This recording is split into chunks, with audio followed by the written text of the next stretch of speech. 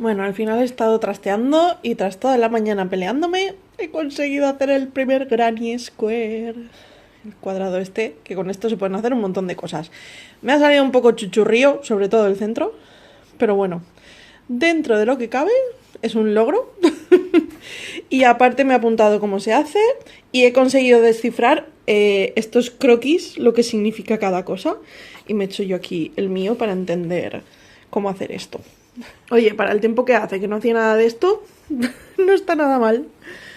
Otra cosa más desbloqueada, hacer cuadritos de estos y entender esto. Esto sobre todo, esto me ha costado una barbaridad. Siempre que lo veía era como, ¿eso qué significa? ¿Qué es cada cosa? Ahora ya lo entiendo, aunque está hecho un poco a lo rápido, pero bueno, así al menos se me queda y me aclaro. Como me queda aquí un espacio bastante grande, seguramente coja esto, lo borre de aquí y lo haga aquí más adelante, en plan más grande, que se vea mucho mejor. Porque aquí lo he hecho tan chiquitín, pero bueno, al menos tengo la chuletilla.